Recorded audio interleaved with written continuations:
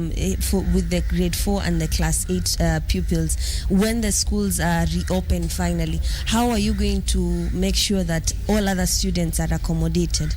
You know, challenges are addressed as they come. Once we reach there, we shall know how things will work. Yeah. I understand you also have an isolation facility. Not that we are foreseeing that one of the students will be infected, but do you have such a facility, and what other measures, of course, have you put outside apart from the classrooms? Okay, that is one of the things which was supposed to be prepared, the isolation room, which we have set. And we are working with the management board to ensure that we get a nurse linked to the school.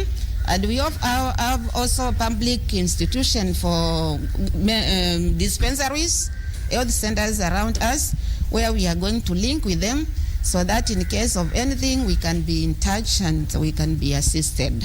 Thank you so much, Sister Ruth.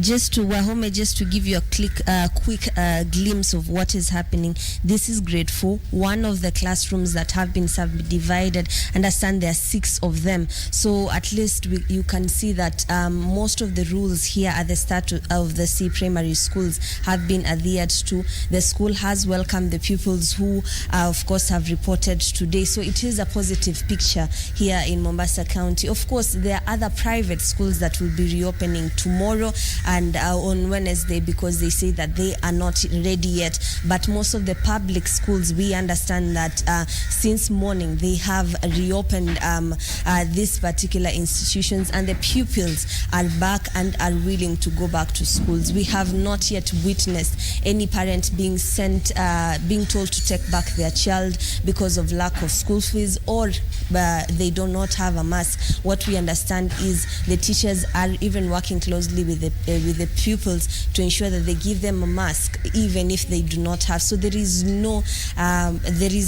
that can hinder a parent not to bring their children to school. So of course we will be keeping a close eye. We'll be moving from school to school just to give you a quick picture of what is happening here in Mombasa County. But for now, I hand it back to you, Wahome, in studio. Thank you very much, June Karisa Mbele, in at the start of the C Primary School in Mombasa as learning resumes, and that was a grade 4 class. Remember, also standard 8 pupils and those who are in Form 4 are resuming learning today.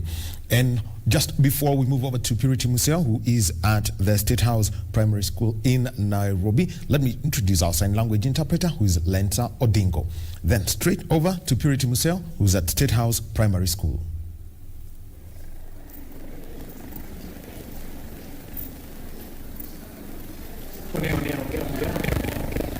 A very good morning to you, Wahome. We are coming to you live from State House Primary.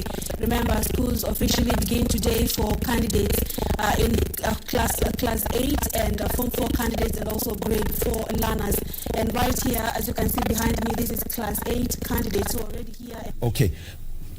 All right, we apologize for that technical hitch with the sound. We will be getting back to Purity Museo later in that conversation. It's a Monday, and we usually talk sport. And today we'll be talking athletics, we'll be talking football, and we will also be talking about fan engagement. But let's start with athletics. And, you know, this Saturday, we're going to have the World Half Marathon Championships in Gdynia, Poland, and Kenya is going to be represented by 10 athletes who will be going for that title. Remember, 5 can enter, 3 to score for the team title. Kenya has consistently kept at that. And also, on Saturday, we had a world record attempt by Faith Kipyegon. It didn't go as planned. And last week, the buzz was all about something known as wave light. To talk about that, we're joined by James Wakabi. James is a sports journalist, and he has also, if you get onto the World Athletics website, I'm so used to call it the AAF website, he's done the profiles of so many of our Kenyan athletes. A very good morning to you, James. Well, you say it all started here for you. Yes. Good morning, Wahome. Started for me 2006 World Cup. If you remember, we used to be on the opposite side, and we did World Cup analysis, and it's good to be back. All right, straight onto this conversation, and you know, for quite some time, from Wednesday, when Joshua Cheptegei broke the 10,000 meters world record from 26 minutes 17.53 seconds to 26 minutes 11 seconds flat, the whole story has been about his kind of running. What kind of person does he come out to you as? Well, for starters, he's a talent. He's what they call a generational talent, someone that comes once in a generation. And you've got to look, when you look at Ugandan athletics, you're going all the way back and thinking, Kipsiro was maybe. Yeah. Kipsiro was at that level of talent. Stephen Kiprotich, even though he's an Olympic champion, don't think he was quite at that level.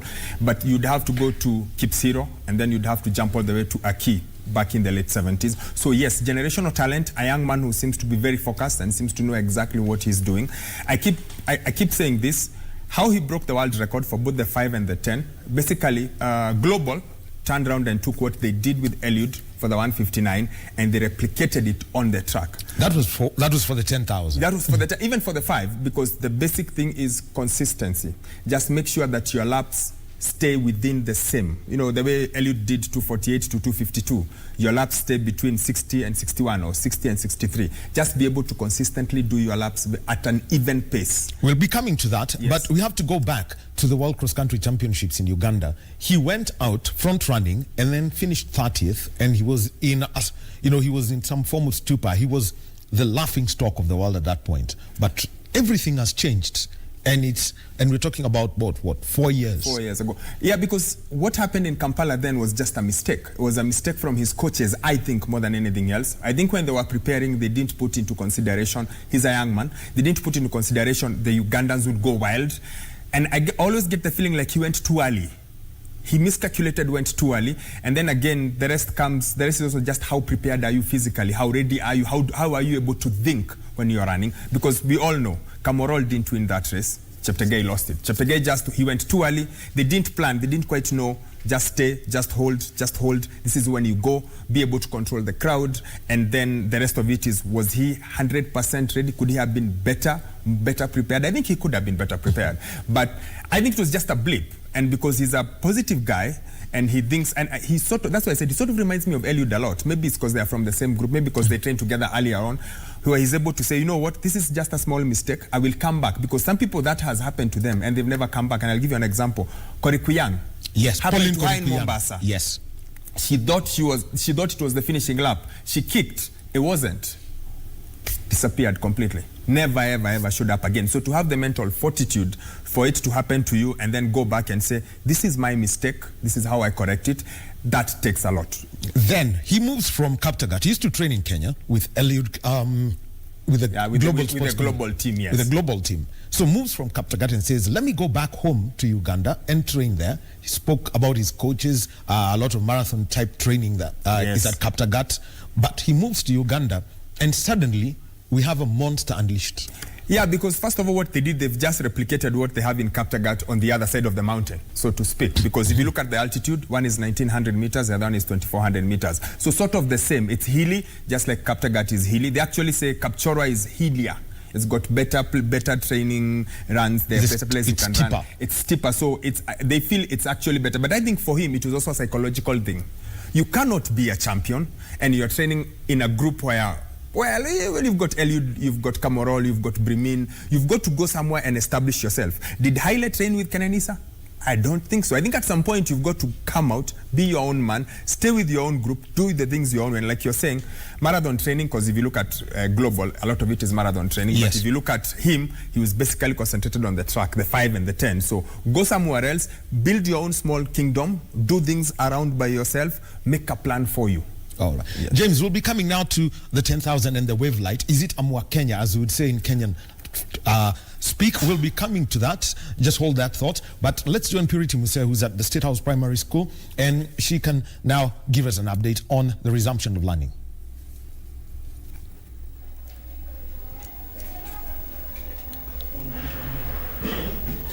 Good morning to you, Wahome. We do apologize for the sound hitch that we experienced. Like I had said before, we are coming to you live from State House Primary School, just following up on whether learners have been able to report to school following an order by the CS Education Professor George Magoha to have learners, especially in grade 4 and pupils, class 8 pupils and form 4 candidates to resume duty, to resume work, schools rather, for what is being termed as phased reopening of schools. And this announcement came just a week after Professor Magoha had ordered that teachers should be back to school for the preparations of this phased reopening of schools, physical learning of learners. And of course, some of the protocols that had to be put in place and why teachers had to come back to school before the learners joined them were to prepare to ensure that the health protocols by the Ministry of Health are followed. And some of the things that they were to ensure is have the hand washing points and ensure learners have their masks on, as well as ensure there is social distancing, especially in classes. And so today we just want to interact with learners, and they'll be telling us what they feel about this and whether they expected, whether they are ready. Most of them, remember, they are candidates, and the exams are expected in next year, March. So they'll tell us where they are ready and about the preparations going on. But for now, let's speak with the principal at this particular school. He is called Mwangi, and he'll be telling us, Patrick Mwangi will be telling us whether they are prepared and whether they anticipated for the reopening of schools to be this soon. Remember, when the CS was announcing that teachers need to be back to school, he didn't really mention when learners would reopen or learners were expected to be back to school. So it's good to have you, Patrick. Thank you so much for your time. Maybe you can just come closer. And my question would be, when the Minister of Education ordered that teachers had to come back to school, there was no clear date on when learners were expected to come. And so for most people, especially parents, is a short notice. Maybe for you, did you put the kind of preparations that the minister expects you before learners joined a school this morning? Thank you very much. You see, when the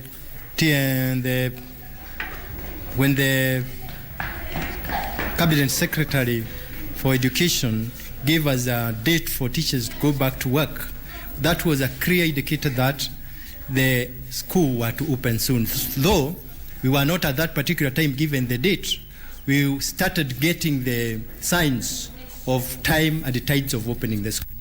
We came back to school, teachers started preparing the content in relationship to what had been done before, prior to the closure of the school in March. So what teachers came to do was to prepare the content through the curriculum design, and we are ready set for the start of the reopening of the school today.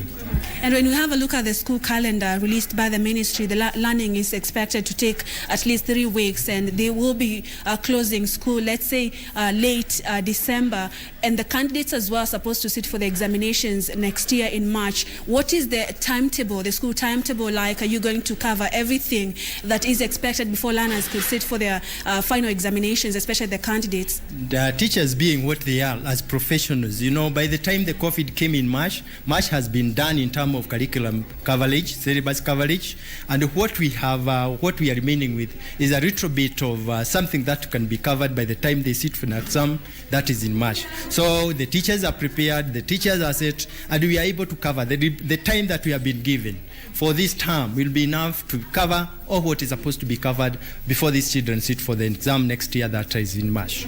Yes. And there were protocols put in place by the ministry that the schools were supposed to ensure are followed, and some of them included wearing of masks, having hand washing points, as well as the social distancing. Have you, as a school, complied to this? Well, most of the school, as I know, as you can see from the student from the school, they have all come with a mask. That is to thank the parent, because they have actually enabled the children or the learners to have the mask. As for the water points, actually most of the school have been able to do that. And those who have not, actually they are very much trying to do so that they may catch up with the COVID requirement by the WHO. Yes. And have all your learners come back to school? We're talking about grade 4 learners and class 8 pupils. Yeah, today we received almost 100% of our candidates, and grade 4, again, the turnout was very good. And we are anticipating by tomorrow the school will be in full swing. All the teachers are present and they are ready to go. They are actually eager to start teaching. We are preparing for the timetable so that learning can set off immediately. Yes. And are you confident you're going to be able to cover everything, especially for the candidates, before exams begin early next year? Definitely, yes. The reason being that when these candidates left for home, they have not been idle. They have been working on the online learning system. So what we are just going to do is to complement what they have been running at home. And actually, by the time we get to March, we shall have done all what they are supposed to get, and the content will have been covered, and they will be ready to sit for the KCP, and everything will move on gone as it's supposed to be. Yeah. Finally, allow me to ask you, it's kind of a different setting because you have to ensure social distancing, wearing of masks. Is it coming, do we have challenges that you're experiencing as you try to comply to these health protocols? It's very exciting that you can see for the first very time and much in history that the children can be able to keep apart in such, we are talking of social distance. I have noted with a lot of concern that they are able actually to move, not in where they normally move in doubles, but in single. They are able to comprehend and to do what is expected of the social distancing. Yes. And in most cases, learning would involve group work. You know, what are you not going to allow as a school as you try to comply to these protocols in the prevention of the spread of COVID-19? Actually, it may be a challenge when you talk about group work, but still then, the teacher will find the best way possible and the modalities on how we can still disseminate this message without having the children coming into as a contact as a group. Yeah, everything will be done to it to see that learning has taken place without having them be in groups. Yes. And before learners come, are you kind of like testing them and their temperatures or even having COVID-19 test results?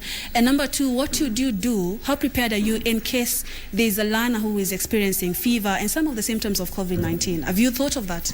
Well, what we have done is that you see as the learner gets into the gate, there is a thermal gun that the child or the learner is supposed to be tested, and thereafter there is a hard cleaning, and thereafter, in case we find the temperatures are high, that we are just next to a clinic, we are able to separate and then inform the necessary arrangement and it's put in place, and the child is separated from others. The same case would apply to the teachers? Well, of course, teachers are more they are more conscious. We also have prepared for them a way where they are testing the temperatures before they go on hand washing, before they proceed to the staff room, where again we have to note that the social distance is kept. Will they be teaching with their masks on? Definitely. Okay, thank you so much, Patrick Mwangi, for your time. And that was Patrick Mwangi. He is the principal of State House Primary School. Almost 100% learners are back to school, and let's hear their reaction, whether they were excited, they were looking forward to this, their preparedness, because these are candidates. Are they ready? Do they have faith in their teachers, whether they'll be able to cover everything before March when exams are expected to begin? Let me speak with you. You'd allow me to? Okay, thank you so much. Just come. So tell us your name and your expectations. Do you expect schools to reopen this soon? Yes. Mm-hmm. First, what's your name? My name is Mansour Abdul. Mm-hmm. First, I'd like to thank our head teacher for preparing us back to school. Yes. Okay, so you said that you were ready to come back to school. That's what you're trying to tell me? Yes. Okay, so why are you excited about coming back to school? Is it because you've been home for a very long time? I know from March it's a long time. It's 7 months since the schools were, almost 7 months since schools were closed. Maybe tell us, is it part of the reason, or being a candidate? Why are you so excited about coming back to school? Because I'm a candidate. Mm-hmm. Yes. And do you have faith in the teachers that you'll be able to cover everything? Exams are in March and next year. Do you feel like you're ready to take on the exams? Yes. Mm-hmm. And we wish you all the best. Thank you. Okay. Wahome, just allow me to speak with our lady. I would speak with you. Just come. Thank you. Tell us your name and whether you're happy and excited to be back to school. My name is Jen Michelle. I'm so excited to be back to school to learn. Mm-hmm. And that's it. Why the excitement? Excitement because we want to learn so that we may finish school early and go to high school. We wanted to be with our teachers. We missed them, and our head teacher and the trainer, mm-hmm. and each of our friends. Mm-hmm. Yes. You want to finish school. So are you ready for the exams? They are coming next year. And of course, where you had stopped, do you feel that you're going to clear the syllabus before exams are on? Do you feel you're ready to take on the exams next year? Yes, I'm positive that the teachers have already done the timetable and know how we will finish all the syllabus, all of it. Then we will be able to do the exams. Yeah. Yes. And right now you have to put on your mask. You have to keep the social distancing. Maybe what kind of preparations have you received from your teachers? Did they tell you what is going to change? Because I know you also do some sporting activities. What is the new normal for you as a learner like? Yes, there are some things like social distancing. We want to be able to be together and talk, but we will be able to have 1 meter away social distancing, and we should always have sanitizers ready, and we should always wear masks. Mm-hmm. Thank you so much, and all the best. Yeah, so Wahome, the learners here, where we are, these are class 8 learners. They are really excited to be back to school. And like I had mentioned, it was a cocktail of reactions because most parents were saying they were not ready, but learners are ready. So we're just going to see what happens, even as, remember, this is coming at a time we are still reporting cases of COVID-19, and therefore it will be a pleasure to really follow up and see how learners are going to stay safe in school and how the adjustment is going to be like. We'll also be moving to other schools and just having a spot check on whether learners have resumed school, especially the learners in grade 4, the class 8 and Form 4 pupils, Form 4 candidates rather. It's back to you in studio, Wahome, and thank you so much for watching. Thank you very much, Purity Museo at State House Primary School in Nairobi. As students resume learning, well, for the students, getting back to learning is great. At that age, the friends are so important, but so the parents now have got to do with that. Standard 8, grade 4 and Form 4. So let's continue with our conversation on athletics. We were talking about Joshua Cheptegei and his world record last week, and with James Wakabi, who is a sports journalist, and we were getting to a point where the world record, James, was broken using what is known as wavelength technology, basically around the track. Basically it's a marker that shows you where you should step, where you should be, depending on the pace in relation to your world record. Basically exactly what Eliud used with the laser beam when he was trying to go under 2 hours, but now we put it on the track. On the track it's easier because you just have the inside of the track sort of lighting and illuminating, showing you, are you on, are you off? Yes. And at the end of it all, the questions have been asked, is it worth having the wave light technology? Look, I understand, number one, I understand the whole, we have got to embrace technology. I mean, this is not the year 1920, we're in 2020, so we've got to embrace technology. Our phones are basically our lives, blah, blah, blah. Agree to that. But then athletics, I think, are pushing it too far with this. We've got to have a limit to how much you can do with technology, how much you do with the actual athletes themselves. Now, this is not even like a debate of the shoe, where we are saying the shoe helps Eliud. No, this is a place where we are asking, how much help do you get when you have got that wave light thing? Basically, what it does is that it shows you exactly where you should be at every given time. And I'll give you an example. I'll jump from Cheptegei to the girl. Tirunesh Dibaba, when she broke the 5,000 meters world record that Gidey broke the other day, yes, her laps were between 65 seconds, 71 seconds. That's a 6-second difference. You know, in athletics, that's a huge gap. That's huge. Then when you look at Gidey's last week, what was the difference? It 1 was second, maybe 2 seconds maximum. Exactly. Started at around 68, 69, went down to 67, and then settled at 68. Exactly. So imagine if Tirunesh had that ability. Imagine if she had that to do it. But most importantly, wave light for me technology is a bit like having, you watched the French Open yesterday. It's a bit like having a beeper that shows Nadal exactly where to serve, where do you have the most likely chance of not getting a return, where will you most likely get an ace. It's all taking a penalty and there's a beeper telling you the keeper doesn't dive to the left a lot, he dives to the right. I mean, doesn't it remove the aspect of thinking from an athlete? How does the athlete then think? Because when an athlete is running, there's the physical bit, but there's the mental bit, there's a calculating bit. Am I too fast? Am I too slow? When do I kick? When do I not kick? With the wave light, you don't think, you just sit there and run. So with the 5,000 meters, still Cheptegei was consistent. Yes, he was, and that's why that's a better record in my head. It's a more shall I call it genuine record, because he did it without the wave light thing. He made a plan, he worked on it in training. He ran in Uganda and he saw, I can do 3.2 kilometers under world record pace. That means I am this close, so I can do it. So why not just do the same thing in Valencia? Cheptegei, I will give it to him. I mean, we all say generational talent, great guy. Is he as good as Kenenisa? Is he even near being as good as Kenenisa? I don't think so. Of course, technology is helping him here and there. But when you turn to the women, then I have a big problem with it. Let's talk about Gidey's record. Yes. Because it was said earlier, just before Cheptegei broke his 5,000 meter, bringing it down to 1406.62.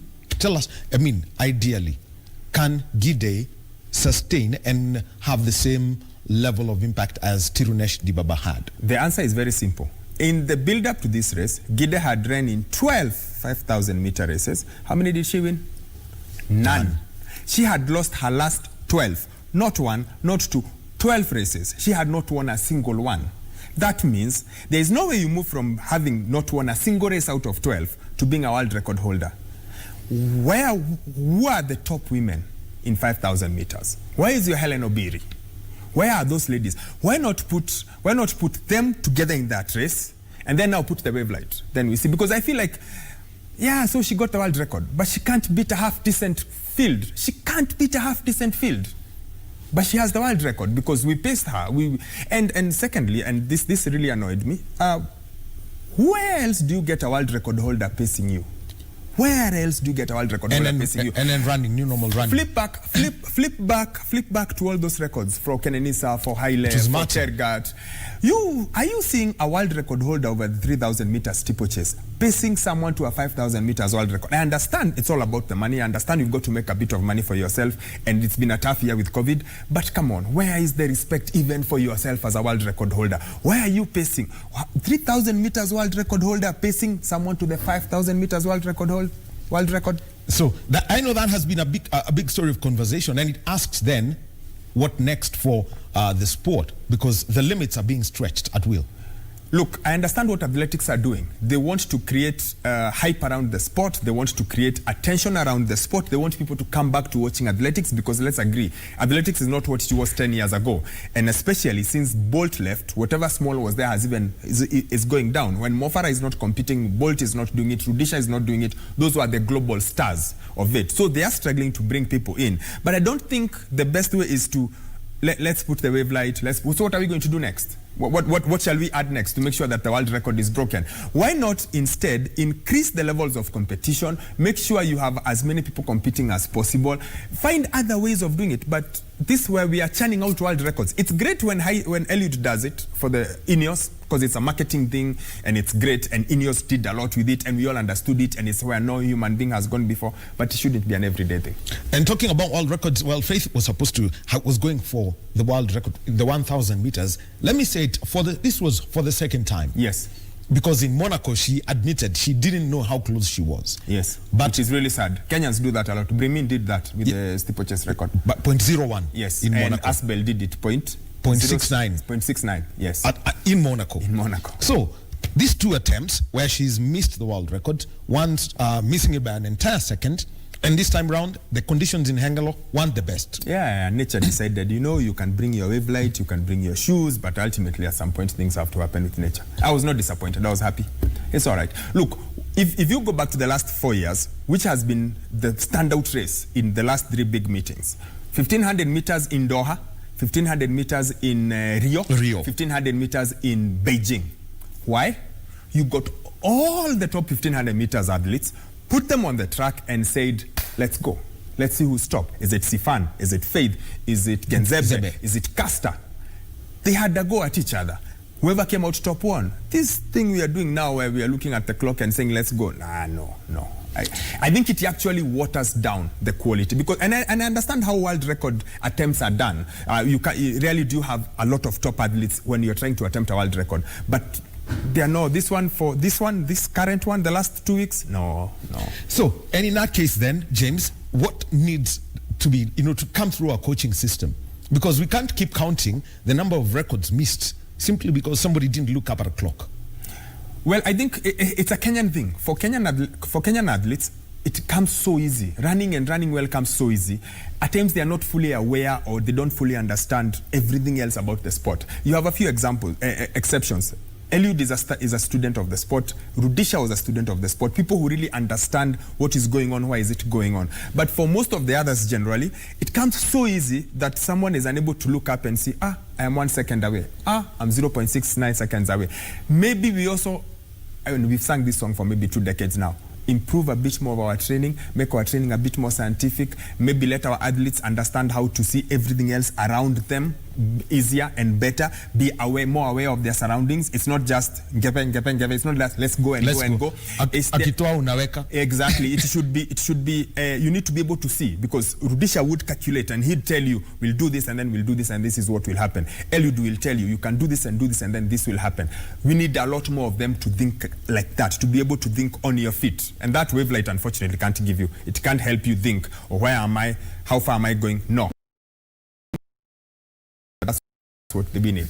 All right, Saturday, the World Half Marathon Championships. By the way, we're with James Wakabi. He is an athletics writer, breaking down world record attempts that have happened over the last 1 week in athletics. Now, James, Gdynia, Poland is going to host the World Half Marathon Championships. This was something that was supposed to happen in March, but COVID happened, so people couldn't travel.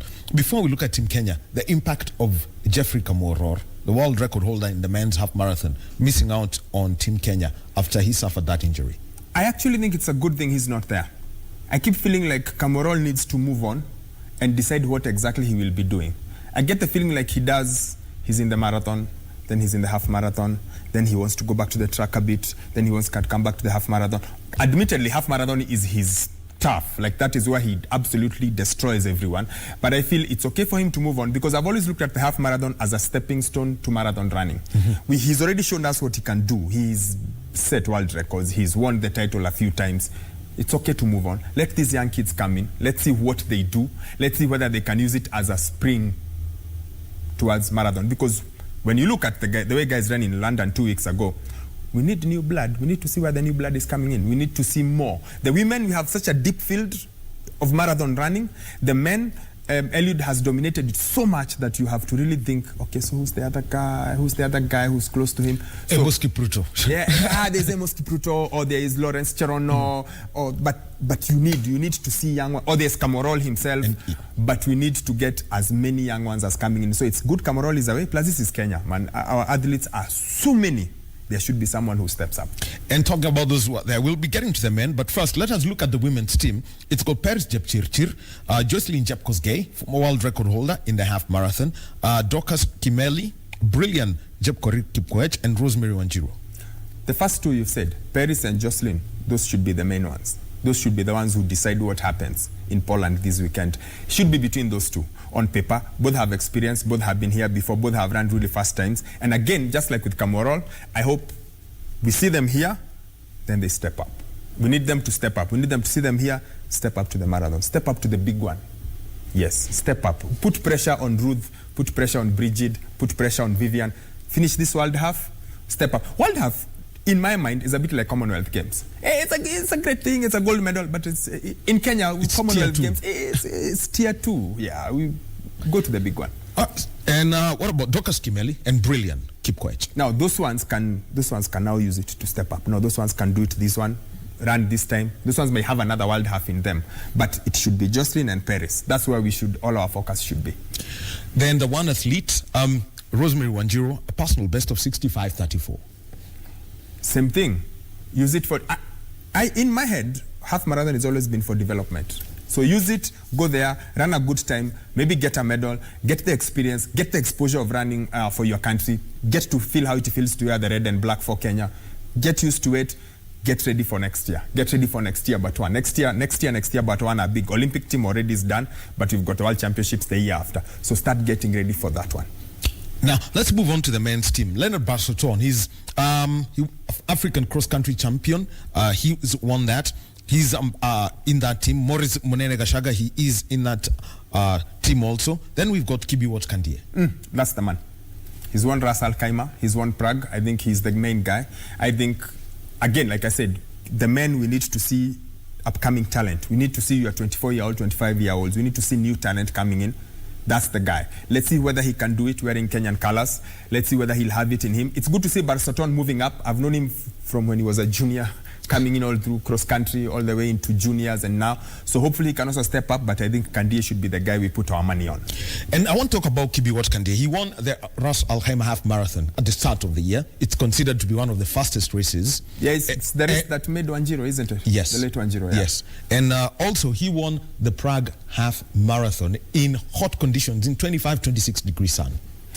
Yeah, that's why I said, you look at him, he's got a nice, good resume. His resume looks nice. Like, you've won here, you've had a good year. Let's see how he does it. Of course, in Europe, we are going towards autumn. We saw what happened with the London Marathon. It was cold. And you and I know Kenyans don't like the cold. They don't like running in the cold.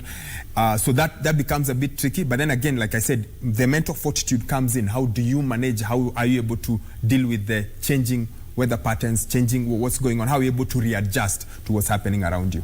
Bernard Kimeli?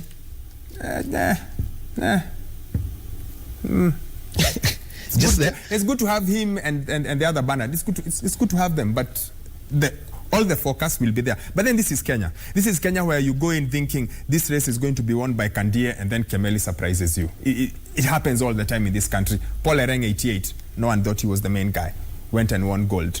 Noah Ngen went and won gold. Most famous one, 3,000 meters in 96.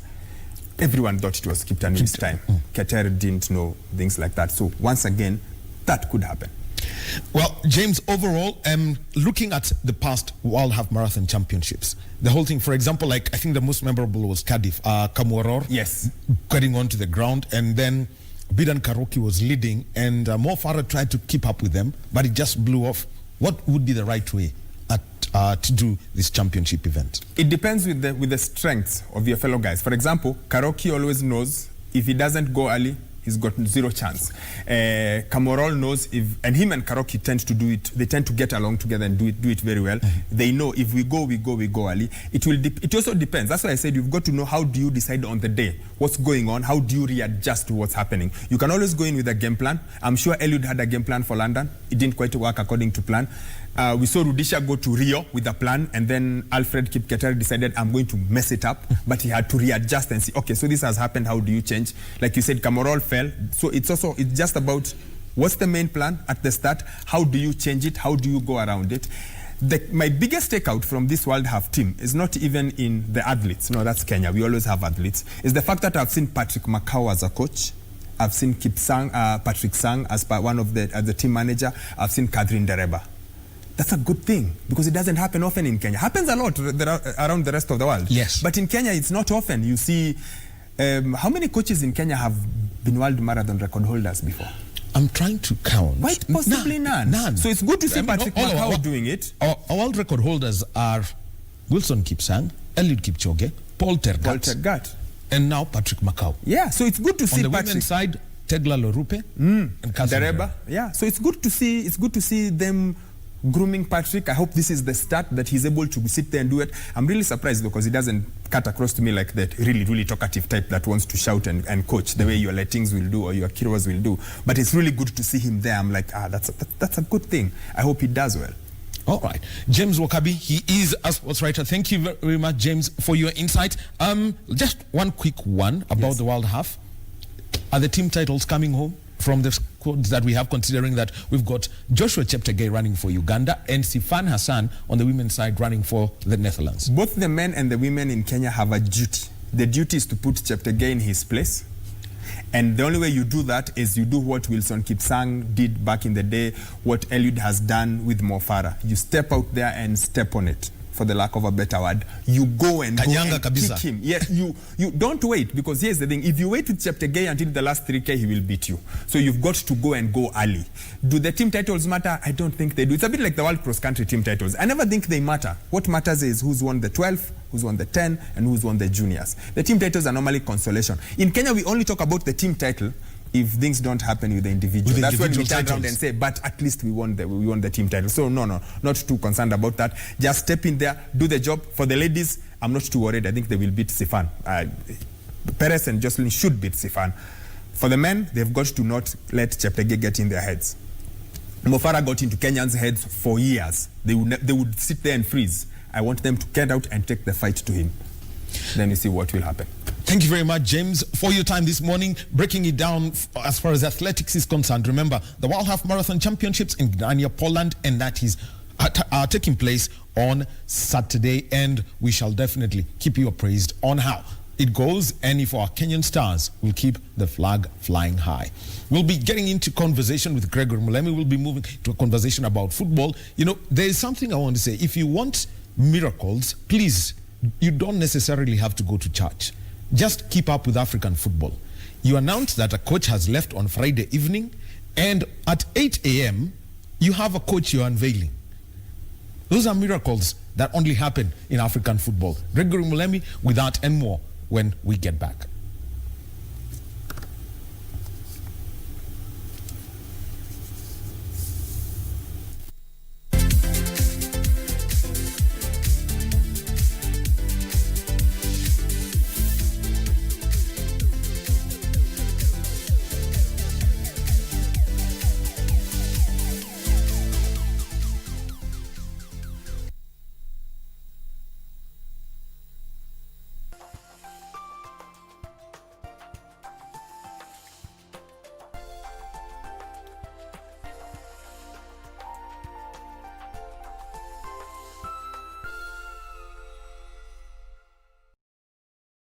KBC, in collaboration with the Kenya Institute of Curriculum Development, is broadcasting enhanced out-of-class learning on radio, television and online.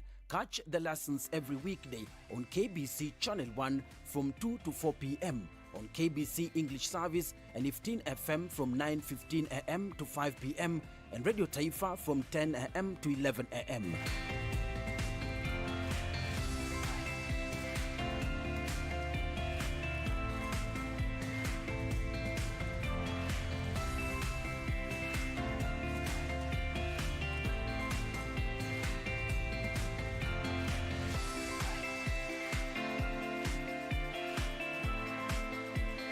KBC English Service, Radio Taifa and 15 FM are also available countrywide on the free-to-air Signet digital TV platform, or log on to www.kbc.co.ke for live streaming, or download the KBC Online app on Google Play Store.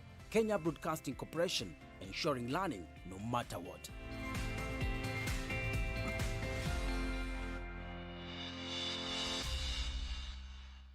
Tonight on KBC Channel 1. Do you know that this time next week, your sister will be out of this house and into mine? Who knows what tomorrow will bring? Wewe mbado ni youth man. Mbona unaongea ni kama uko 60 uko na miaka yako yote mbele yako? Hebu nyamaza. But I doubt that Juana would feel the same. So what would happen if she found out that you're just playing with her? What do you think she'd say if she saw this? No. In love with Ramon. There was something in the air that night. The stars were bright, but then no one's ever touched me quite the way you touched me. So please understand my situation.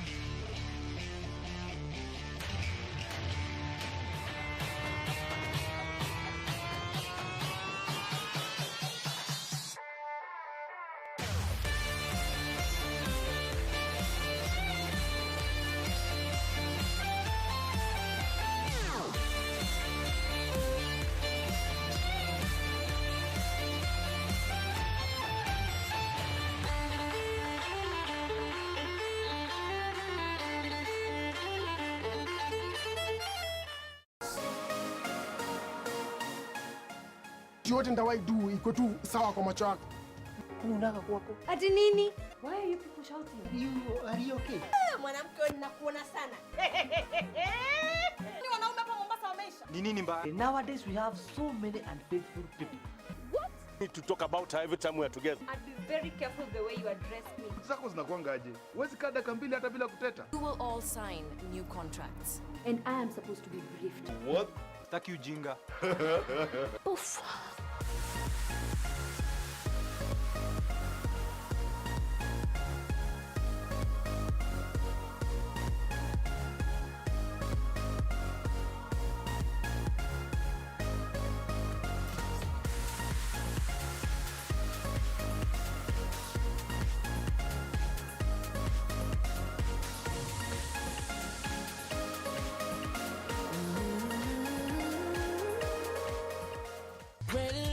Embakasi Utawala tuko locked. Ungem Utanyahururu Kasuku Massive, Jeshi ya Nyeri, Coast Maua na Kura kwa locked mbaya. Kigumo Ward na ambao wote wako ndani ya KBC Channel 1. Akulaliki Wednesday bila the ref. Mbotela Auta Idara Kitengela, Kiambu County 33 Pipeline Meru anawakilisha. Rongai Maboxa pale go down. Karatina Auta Mlolongo wana enjoy show. Lare Sub County Auta Githurai 45, Lanet Barracks tuko ndani yake. Okongo Auta Carnation Maragwa Seti Nairobi. Fika wako locked mbaya sana. Watu wangu wa Nakuru Ungwaro. Auta Gilgil live kutoka Mazeras Bahati Massive, Embothika Massive, Siaya Shikambi Kakamega Bungoma County, Busia Boda, Kisumu City, Malindi yote iko ndani ya the ref. When I'm in Kenya, I tune in to the rave. Get your mind brave, focus, conscious. Kenya. East Africa. Right. Keep it locked.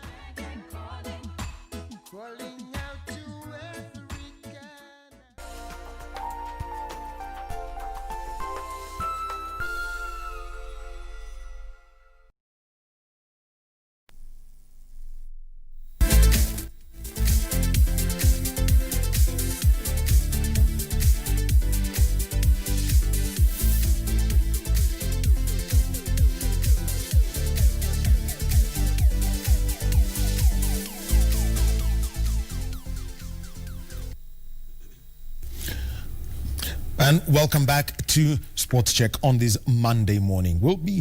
My name is Daniel Wahome, and we are in conversation. We're talking football and fan engagement later. But it is also the day when we are seeing learners going back to school. Form 4, Standard 8 and Grade 4.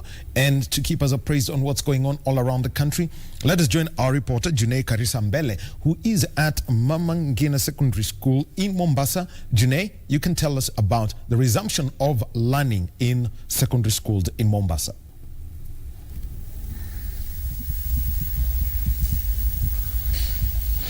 Wahome, we're back to you from Mama Ngina Girls Secondary School. Of course, we are doing a spot check on the resumption of pupils here across the country. And now we are at the Mama Ngina Girls just to see how the borders will live once they resume back to school. And of course, joining me is the school head teacher, Mrs. Omar, just to tell us how the boarding facilities have been, how the guidelines for the boarding facilities have been adhered to, and of course going forward as the students come in, because we understand most of them are coming from across the country. So as they come in, how well prepared they are, and as they live amongst themselves, how are they going to cope up so that they understand that this is a pandemic and they should keep watch of their health. Welcome so much, Mrs. Omar. So just give us an overview of how ready you are here in Mama Ngina Girls. Thank you. Your name? June. Thank you, June. I'm Mrs. Omar, the principal of Mama Ngina Girls High School. We are a full girls boarding school with about 827 girls, but we have 177 Form 4s. We are ready. The girls have started reporting, and I believe we are going to adhere to the safety and health protocols. We have the cubicles where normally we have 6 girls, but now because of the social distancing, we are going to have 3 per cube, as you can see on the labels. And then in the dining hall, we are going to stagger the feeding. We are going to have them in classes. We have 4 streams, that is blue, green, at once, but because of the social distancing, again, we are going to feed them per class. If the reds go in, the greens have to wait, then the yellows, and then the others finish. Then again, the breaks, we are also going to stagger the breaks as we've been advised, so that there is no mixing of the girls at any one time in large numbers. Then again, the assemblies, we may be forced to have inter-class assemblies so that we don't have a huge gathering at any one given time. But if need be, our assembly ground is spacious enough. We can all go for the assembly, the 177 of us, but proper distancing per class. So to assist us here is the fact that we have to deal with them per class and not as a whole Form 4 group. Because sorry. What about the classrooms? How have you ensured that there is the 1 meter rule is observed? We have actually drawn using white paint, so it's a permanent mark. We've actually put permanent marks in all the classes.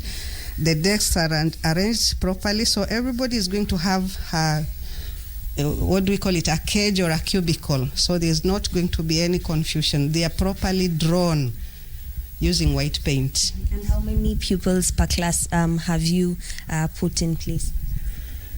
Normally we have about 40 something of them per class, but because of the social distancing, again, we are going to have just 20 per class. So we've only put 20 lockers in every class.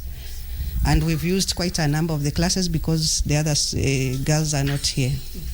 One of the worry as the parents bring back their students is the lack of school fees because of the short notice they claim they have been given by the government in bringing back their students to school.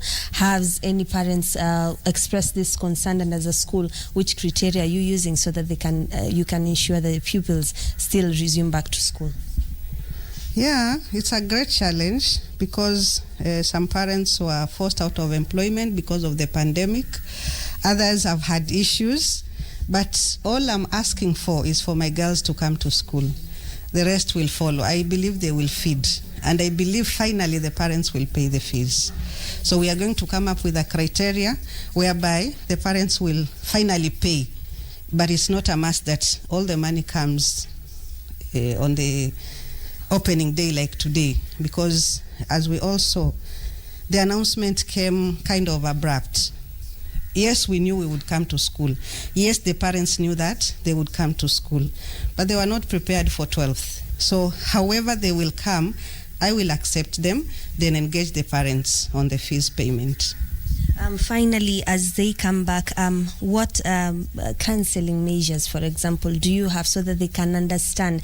Because these are pupils, they have had a very long break. Of course, the stories are so much. So how is there any counseling you've put in place so that they can ensure that they take this pandemic very seriously? Yeah, we have a very vibrant guidance and counseling department headed by Mr. Luchu. And we have other 5 members in that department. Last week we had a meeting on the 23rd and we discussed about this. And we said that guidance and counseling should form a very important part as the girls report back to school, because I know a lot has happened. Most of them could have gone through a lot of stress. And in that case, it may be hard for them to settle down. But as a school, we are going to make sure that they settle down as fast as possible using the guidance and counseling department. And if need be, we will also engage a qualified counselor where the school can ensure that the girls are well counseled. Okay. Yes. If you'll allow me to ask the issue of a teenage pregnancy, have you had any parent call you on this, or have you had any rumor? And as they come back, will you accommodate them if some of them are pregnant? I've not been called by any parent regarding pregnancy, but of course I've read it, I've seen it. People complaining that there is that rampant teenage pregnancy, especially during the pandemic. But I want to say that wherever you are, Mama Ngina girl, wherever you are listening to me, if you are watching me, just come to school with your pregnancy and we'll accept you, because it is the head and not the stomach that carries the baby. We want the head for you to listen to us. So I actually have got no problem. I don't support it, but in case it happens to the girl, she should just come to school. It is very nice. Thank you so much. That was Mrs. Omar here at the Mama Ngina Girls Secondary School. She's the school head. Everything is in place. Of course, we have walked around and we have seen most of the sanitization booths that they have put in place outside the dining hall as you walk into the classroom. Even right from the gate, of course, they have adhered to. And as I have mentioned earlier on, most of the guidelines and the protocols have been adhered to across all public institutions, most of the public institutions here in Mombasa County. And of course, as the students, the pupils come in, of course, the schools are ready to receive them despite any hitches that the parents might think might have been a hindrance so that the students cannot report back to school. But of course, we are keeping you up to best with everything that is happening here in Mombasa County as pertaining to reporting back to school. But for right now, I hand it back to you, Daniel Wahome, in studio. Thank you very much, our reporter in Mombasa, June Karisambele, who is at the Mama Ngina Secondary School as learning resumes. And this is for Form 4 students in secondary school. In primary schools, it's grade 4 and standard 8 pupils. Well, and we're joined by Gregory Mulemi, our sign language interpreter. There's been a change of guard. It is now Simon Karutha. Gregory, a very good morning to you. Good morning. Quite a weekend of, what would I say? First of all, miracles that are happening in African football. I mean, the conversation is, if you're looking for miracles, don't necessarily go to church. Just come to African football. And we're going to be talking about two. But before that, on Friday, Kenya played against Zambia. Kenya won 2-1. Some say it should have been a draw after the goal was disallowed. But your take on the overall performance of the Kenyan side? I think the approach by the Harambee Stars was positive. From the start, you could see they wanted the goals. Although the goals didn't come from the main attackers, that is Eric Johanna and Masoud Juma.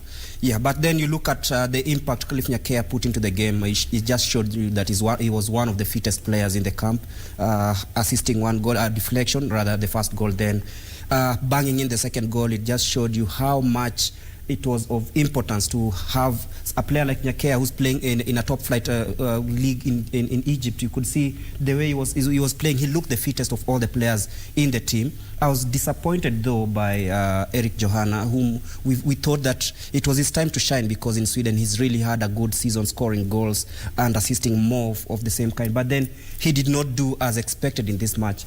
But you look again at the second half performance, it wasn't really the best from the Kenyan side, especially regarding the fact that we were playing at home. In the second half, we were so deep, we allowed the Zambians to come in, and apart from conceding that header, there were so many moments that Zambia could have equalized and even won the match. Look at the goal line clearance by Clark Odur. This was another one of the debates of the day. Was it a goal or not a goal? I heard this morning Mr. Kirwa, who is the head of the Kenya Referees Association, saying that the assistant referee, that is Cherono, was quite confused because the Kenyan players were donning white jerseys and the ball was white and the net was white. So it wasn't clear. No, but the stockings were not. The socks one. That comes from a top referee. I've just watched it this morning on YouTube that the Kenyan jersey was white, the ball was white, the net was white, so the goalpost was white. So she wasn't sure whether the ball had crossed the line or not. So brings into question, should we introduce VAR or not? And the Football Kenya Federation says that they want to introduce the VAR. I don't know how it's going to pan out, because they say that the VAR requires 6 cameras. You can have 6 cameras, yes, but are we ready for the VAR if we cannot even, I don't know if we can have all the other let's say 9 matches the whole weekend live to have this come into fruition. I really don't know. But then this was a goal. I think it beats logic to say that it wasn't a goal. We were lucky, but they say the referee's confusion is final. That's the normal say. Then it comes down to one thing. Some things that Francis Kimanzi, he admitted that the players weren't fit, and all of this, this time when there wasn't much activity, you could tell the difference between who is a disciplined footballer and who is not a disciplined footballer. What's the story now that comes after seeing the second half where the squad was basically lethargic? It just shows you that you don't need to, you need to follow the training regime of your various coaches. And I'm surprised the likes of Muguna and Lawrence Juma, who've not been in action for at least 7 months, they showed you that they have that tactical discipline. They've been doing their own kind of training. They've been training together. Not really together, but they've been training at a high level. You could see the performances. Muguna was our best player, let me be honest, in that game. Without him, I think we could have been pounded, because he came, looked for the ball deep from inside his area, trying to string those passes, and you could see even his tackling and everything else was very, very positive. Lawrence Juma too. When he was taken out, you could see there were little punches of holes in the Stars midfield. Antonio Akumu, I think everyone says that he's the next big thing in our, he's not growing any younger. He needs to step up from Kaizer Chiefs to Harambee Stars. Victor Wanyama might be on his way out in the coming few years. Then we need these players to step up. But Akumu's display was not really the best we could see. Is it because he's in pre-season? I don't know. And just one player who started on left back position, that is David Owino. They call him Messi. He clearly said on social media that he tried his best because his fitness levels were low.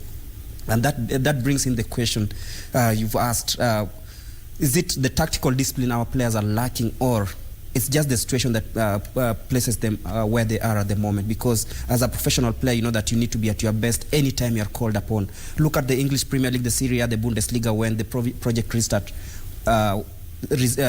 resumed. You could see all the players. Many expected them to be as huge as, let's say, Higuain or Hazard when they come from pre-season, but all players were fit, sharp, and agile. I think the same should apply to the local players, because the local players, most of them, apart from they playing them tournaments, most of them have been so much out of action that even the basics are becoming hard for them. Now, one thing is that Coach Francis Kimanzi was mad at some players. Things that were said on the touchline have come out to the fore. Put us through that. Yes. I'll single out our forward line. Didn't perform out to the expectations, because you look at the lineup Kimanzi deployed, it was rather a flat 4-3-3. 4-2-3-1 rather, with Masood Juma spearing the attack. You could clearly see the frustration in Masood, because most of the time he was shouting at his teammates, get me the ball, get the ball. Sorry, just the way Ibra does when he's at AC Milan or something. Yes. So Kimanzi had to take charge and tell him, please stop commentating and do what? Play baller. That's what he was supposed to do. Play baller, stop commentating, get into correct positions, you'll get the ball. And when it was impossible, you could see where the goals came from the right flank, where Nyakea took charge of everything and decided, let me take matters into my own hands, let me get the goals for Harambee Stars. Well, and the opponent Zambia, 2 days later, they play against South Africa. A beautiful match. I watched it. South Africa dominating the first half, pass it out, trying all his best. I think the Zambia keeper was at his best. He kept them into the game. But then in the second half, getting those 2 goals was one statement that they have played well. They made sure that they've rectified the mistakes from the previous matches, and it really helped them, because you could see they've now played 3 matches back to back, and finally got the Michu the result that he wanted. It's something that was not taken lightly. It was not taken for granted, and it just shows you that Zambia are really serious about the qualifications that are ahead of us. Another match, Tanzania, and this is a bit unusual, Gregory. The stadium in Dar es Salaam was not up to capacity when the Taifa Stars were playing against Burundi. They lost by a goal to nil. This is the problem of overusing one facility. We've seen the Tanzania Premier League, most of the high top-notch matches being played at the same place. That is the Benjamin Mkapa Stadium. Yes. And it's something that I think we should borrow a leaf, whereby we don't overuse these facilities. Even Old Trafford, Anfield, Stamford Bridge, unless it's very important. You cannot have back-to-back matches played on the same surface. It deteriorates everything. And I think Burundi, maybe they lack such a facility. And, you know, those players like maybe bumpy pitches, and they took advantage of that, hitting Tanzania. But the crowd, that was unusual. Very unusual, and it just shows Simba 60,000, Yanga 60,000. Azam have their Chamazi place 25,000. It's the problem of creating these divisions in clubs before putting the national team in place. It's something that was witnessed in the country some time back, whereby if Gor Mahia had 6 players in the national team and Leopards has 3, then Leopards fans say that that team is Gor Mahia's. In Swahili, the same, hiyo ni team ya Gor Mahia. When Mathare United dominated the national team, then we could see that many fans turned away from the stadium. And I think we bridged that gap, and everyone now knows that this is Harambee Stars. I'm sure if fans were allowed into Nyayo Stadium on Friday, we could have seen a full capacity stadium when Harambee Stars took on Zambia. But in Tanzania, I think these divisions have begun taking shape, and it's really taking toll on them. On Friday, we could see just before the match, I could see Haji Mnara, who's the PRO at Simba. Yeah, the PRO at Simba, clearly taking sides. I could see Bwana Samata and several Simba players training together. Then he wrote a caption saying that this is now the face of Tanzania. We don't care about the rest, and he was really pounded on that post. I think that also contributed to fans turning away from the stadium and only a few going to watch Tanzania being beaten. Other matches played in Africa, and let me pick out some. Algeria, 1-0 winners over Nigeria. Morocco, 3-1 winners over Senegal. And Ghana, basically, 3-0. They lost to Mali. They were seriously beaten by Mali. To be honest, last year there was this Africa Championship, Africa Cup of Nations for the juniors. It was right here on Channel 1, and we watched under 23. The under 23. The Malians are really, really, really good. You can take that to the bank. They have a very good youth foundation, and you could see most of those players who played against Ghana, they were completely a new side, a side that is being built for the future. You could see there were no Musa Maregas or people like that. Adama Traore decided to play for Spain, something like that. I think the coach is trying to bring in a new team and bringing in young players against a seasonal Ghana side. I think they also need to change that team because the IUs have been there for over a decade. It's not playing playing good for them. It's really, really making them exposed. That's why you can see Mali getting a 3-0 away. It's unusual. It's not the Ghana we are used to. Senegal 3-1 against Morocco. Wow. Things that you basically thought that was the past. you know, in Africa they say that right now almost all the teams are at par. You look at how they've been performing all this time.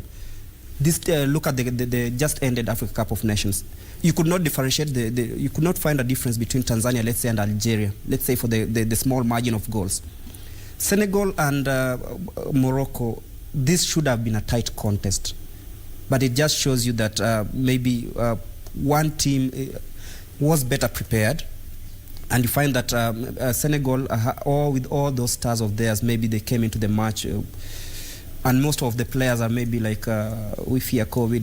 Many of them don't want to go to represent their respective countries, and it's something that we've seen. Right now, as we are talking, Guinea, when Naby Keita went there, right now is confirmed COVID positive. That's something that many clubs back in Europe don't want to hear, and I think that's what also affected most of these countries when they were taking on their respective opponents in the friendlies. All right, Gregor Roll, he's our regular football analyst. Now, I mentioned earlier about miracles in African football. You don't need to go to church, just need to follow African football. And we're going to talk about two. First, Gor Mahia on Friday evening sent out a press release saying that Stephen Pollack had left the club by mutual consent. He had said he was leaving. Then, at 9 a.m., we get an email, barely 12 hours later, that they have unveiled a new coach. This man's from Brazil. He's known as Roberto Oliveira, basically known as Robertinho. He played for Brazil once in 1980 against Paraguay, and the last time that Kenyans got to see him was when Gor Mahia were playing at the group stages of the CAF Confederation Cup against Rayon Sport. He was in charge of that team. Gregory, the last coaching jobs that Robertinho has had, Hamansus, Legião, that was 09-2010, 2010-2011 Legião in Brazil in the lower divisions, Stade Gabessien of Tunisia, 2012-2013, 2013-2014 Grombale Sports of Tunisia, and 2014-2016 ASA of Angola, before he eventually joined Rayon Sport. Wow, clearly I don't know the distance between Rwanda and Kenya. He was in Brazil. He was in Brazil. Let's say he was in Sao Paulo. In Rio de Janeiro. Whatever it is, he must connect through either South Africa or Angola. And that's a journey that might take at least 18 hours. Yes. Yeah, because I doubt if we have direct flights from Brazil to Kenya. And we don't. We don't. Clearly, it's so bizarre. Maybe it was someone at Nairobi West just waiting for that official communication before took a taxi to the airport and then it brought him happens. back. It happens, by the way, because we are most of the time. I think you've heard of these stories whereby we sign Nigerians, Cameroonians, these West Africans in our Kenya Premier League. Someone tells you that this is played for Boise Goldfields, played for Enugu Rangers, and you go to Tena Grounds in Umoja, this guy is playing there, and then he signs for, let's say, one of the top sides in Kenya. Gregory.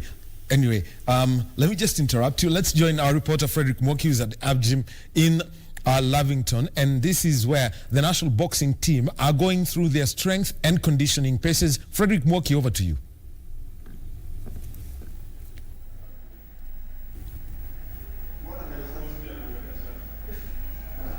A very good morning, Wahome, and welcome to this live broadcast. We're coming to you live from our fitness gym in Lavington, Nairobi. This is where just a group of national team boxers have resumed light training after missing out in action following the outbreak of the coronavirus that led to suspension of many sporting activities. And they have been out of action for quite some time. And remember just earlier, the Sports Cabinet Secretary had announced that there is sanction of non-contact sports within the country. But right now, we are having just a small group of boxers who have resumed light training at this our fitness center, and we'll be joined shortly with some of the boxers. Remember, we had Christine Ongare and Nico Kroth who already booked their slots for the Olympic Games that are set to be held in Tokyo, Japan next year. The Olympics were postponed following the outbreak of the virus, and maybe just a look at this group. It's the national team, boxing team. Well, you can see they're preparing to officially resume some light training with some of the coaches here, Benjamin Musa being the team head coach, and right now they're just having a word of prayer before they kickstart their training. And we also have some of the boxers who will be featuring in the second phase of qualification that will be held in France next year. It will be the second round of qualification. Remember, the first qualification we had was held this year, earlier this year, where we had some of the boxers booking their slots. Christine Ongare being one of the female boxers who already booked their slots, and we also have Nick Okoth. Now, others will be featuring in the second phase of qualification include Shafi Bakari, and right now they'll be just doing some body workouts, and it has been quite some time when we had such a team train like this, and following the suspension of many local and international championships. But earlier, Cabinet Secretary for Sports announced resumption of non-contact sports, but the contact sports, sporting activities, they are yet to be announced officially whether they will resume. But according to the protocols that were released by the Sports Cabinet Secretary and together with the Ministry of Health, is that all measures that the government has put in place to ensure that we curb the spread of the COVID-19 are adhered to, including the social distancing and sanitizing every now and then, and ensuring that we have all our masks every time. And right now, maybe I'll be having a word with one of the coaches, maybe to tell us what has been happening here, and he's going to introduce himself. Then tell us maybe he's going to introduce himself and tell us maybe what we are having here today. Maybe just welcome and just introduce yourself in coach and tell us what's happening here today. My name is David Momohe. I'm an assistant coach of the Kenya team that is training here, and we've been training here since like 2 months ago.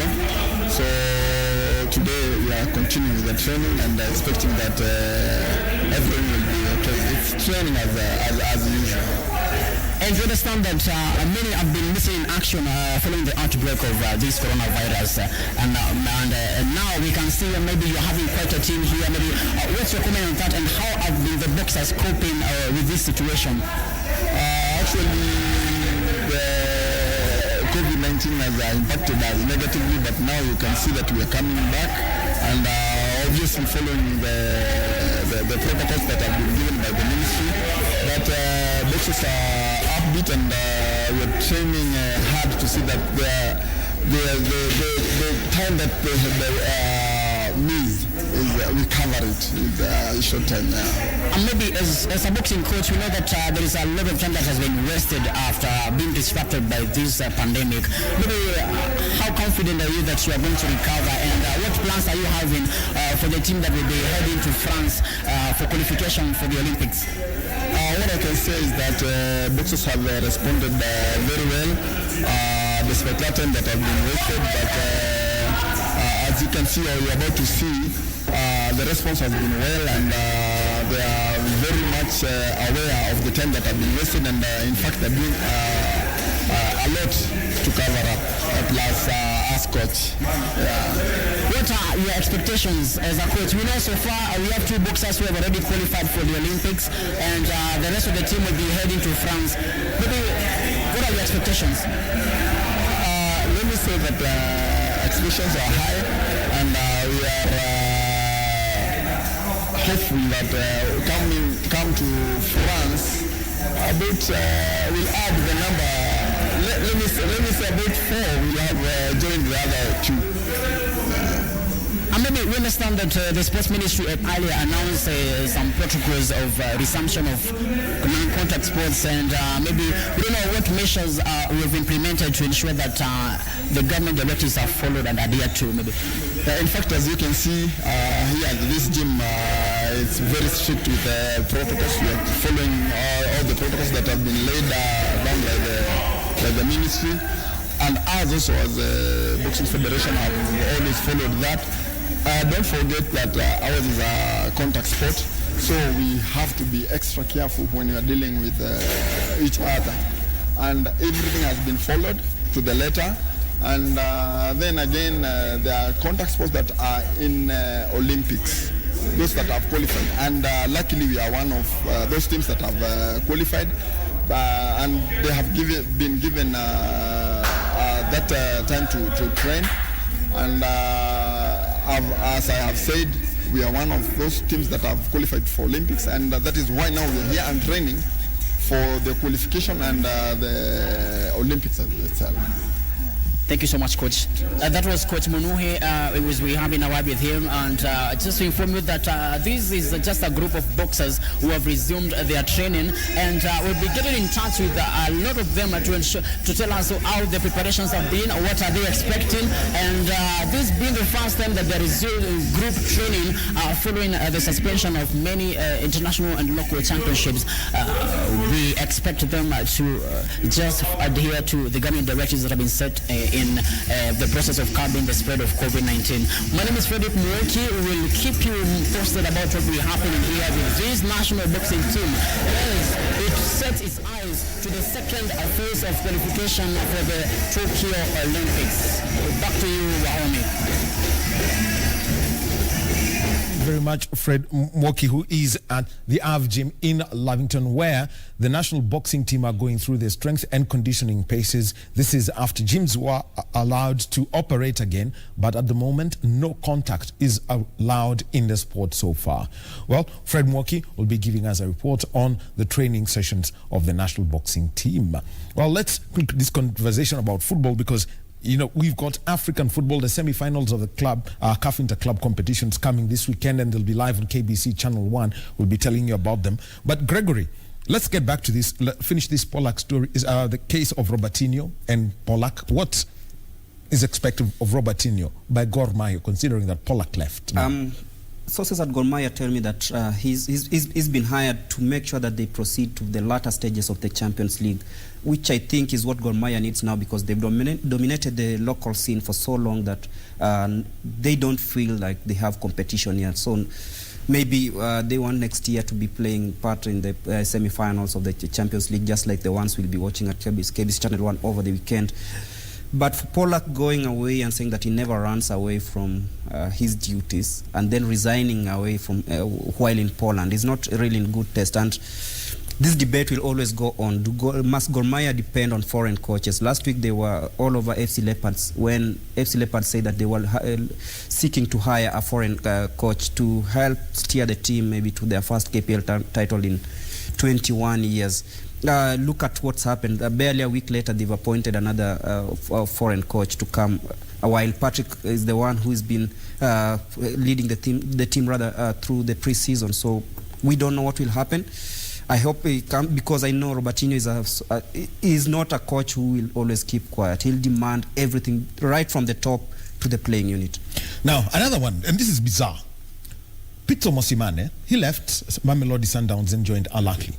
Now, he was replaced by 2 people, Mankoba Mgidi and Rulani Mokwena. Then the board of Sundowns decided to add a 3rd man, Steve Kompella, the philosopher of African football. It's hilarious because of all the 3, I expect maybe Kompela to be the head coach, looking at his CV, looking at his qualifications. He's joining there as a senior coach. These are the only things that we are used to hearing, let's say in Kenya or somewhere, whereby... In Kenya we had a first coach, second coach, third coach. I remember sometime in 2008 when Hay left, there was a council of elders handling the national team. So it's bizarre, but I think Sundowns are losing the way. They should just try and find someone able. They have the money. The owner has the capability of hiring one of even the best coaches from Europe to come and handle this team that is the champion of the Premier Soccer League and former African champions. I don't think whatever direction they're taking right now is the right thing. All right. Now, African football comes to your screens on Saturday and Sunday, and this is at the semi-final stage of the CAF Champions League. The matches are going to be played at the Mohammed V Sports Complex in Morocco, and no fans allowed. Those are the regulations in Morocco, but you'll get to watch the game. Well, the Casablanca sides, Wydad and Raja, playing against the Cairo sides, Al Ahly and Zamalek. Wydad and Al Ahly on Saturday. Al Ahly, a big test for the new coach, Pitso Mosimane, because that's the main thing Al Ahly want. From 2013, they've not lifted any African trophy, any African club trophy, and it's something that really pissed off many Al Ahly fans because they've dominated the local scene. Like we talk about Gor Mahia here. Right now, he's been hired to do what? To lift that trophy. And I foresee them do something positive because they're on top of the Egypt Premier League. The 17 points adrift of Pyramids and Zamalek.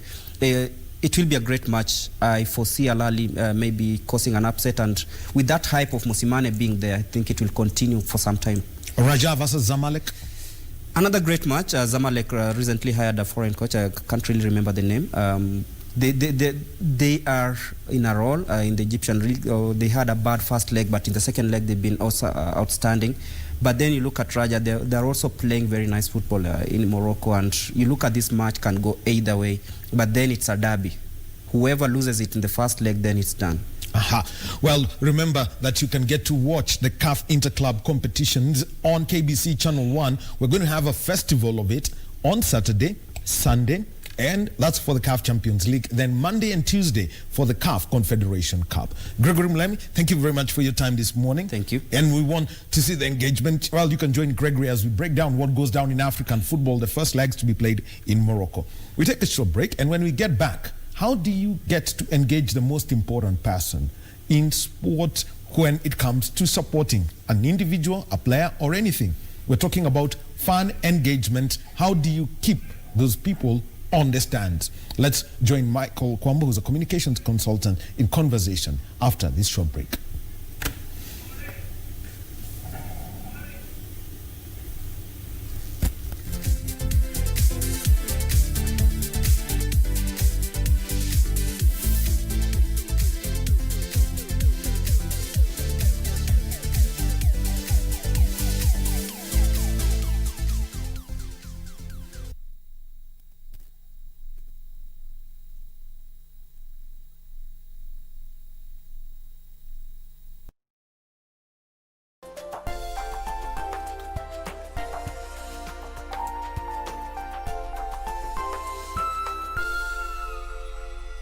On the next episode of Ashoka. What are you doing? Do it properly. What's taking you so long to bring my favorite dishes? If you don't follow my orders, then I'll oust you from the palace. My son Sushim will bow down and apologize before the subjects? He should get humiliated? No!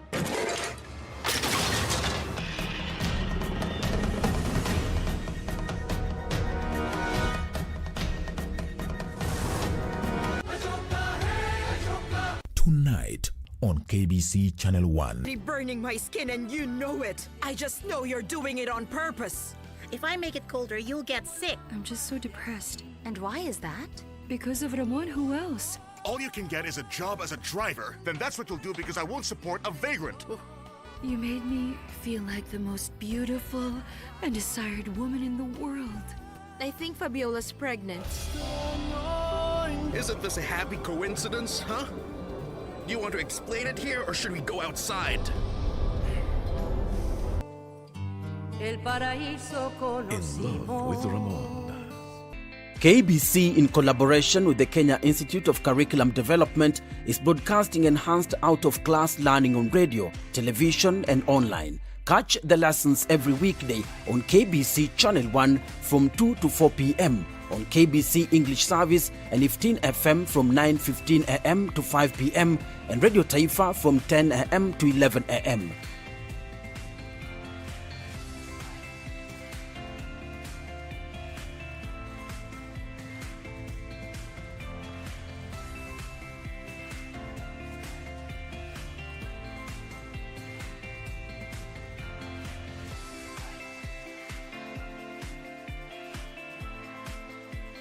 KBC English Service, Radio Taifa and 15 FM are also available countrywide on the free-to-air Signet digital TV platform, or log on to www.kbc.co.ke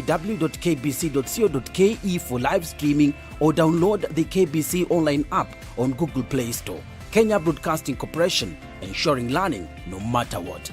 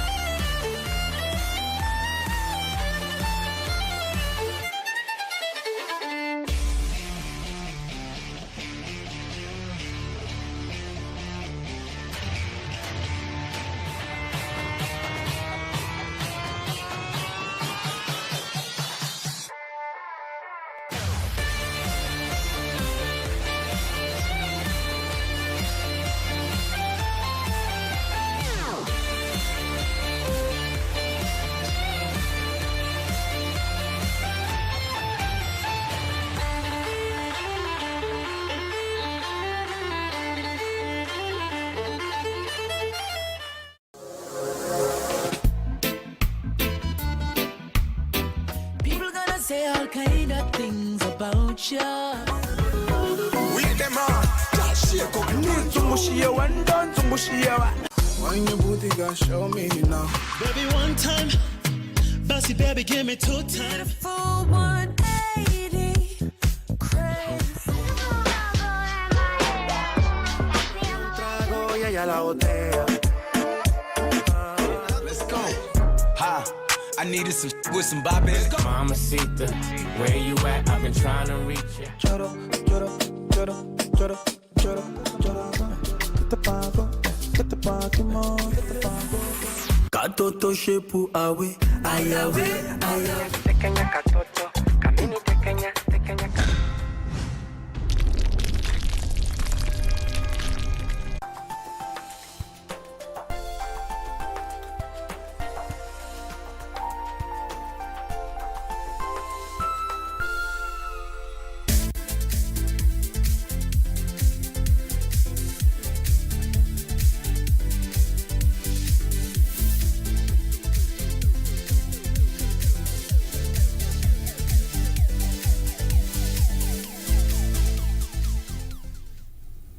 And welcome back to Sports Check on this Monday morning. My name is Daniel Wahome. Our sign language interpreter is Simon Karotha. It is a day when we have learners going back to school, grade 4 and standard 8 in primary school, and in secondary school, the Form 4 class. We have all those reports and they are being covered by our team that is out there. Now, time to get into the third conversation we have this morning to do with sport, and we're joined by communications consultant Michael Kwambo. He has been with the Kenya Rugby Union and also covered other events. Michael, good morning to you. Good morning. And the conversation we want to have is about engaging the fan. It is always said that when it comes to sport, the ecosystem around it to take care of the player, to take care of the owners, but when it comes to the fan, things looks like that slow at times the fan is forgotten. So what's needed to be done today to continuously engage the fan? Well, I think first of all, the guest of honor at any sporting event is the fan, because it is. You know, there are two. There are those who are invited and the ones who are paying. Yeah, for me, the guest of honor is the fan, the paying fan, because they're actually coming to see you perform, and you have to put up a show that makes them feel they're getting value for their money. But having said that, what it takes in terms of fan engagement, it is constant communication. You have to keep prodding them through and through, and not with only sports related content, but things that are related to them, things that they can relate to, and then there you kind of sneak in your brand or your team. We've seen advertisers of consumer goods and other products do that. It's about time that sports bodies, sports organizations do the same thing, because at the end of the day, sport is a business. Those fans are the ones who are, number one, going to come and fill in the stadium and give you some badly needed revenues to ensure that your operations continue. Well, in a country like Kenya, where the gate collections really do matter, number one is our team's performance does count. I'll look at Gor Mahia when they started, winning under Logarusic. He would just go and, try and, as a coach, he would have, his t-shirts, like Luo inside or something. How then do the members, let's start with the members of our playing unit, how do they engage with the public?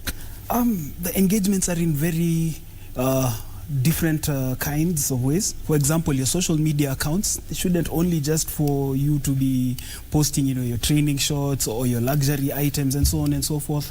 I mean, take the time to appreciate the fans, take the time to do the selfies with them and post them there.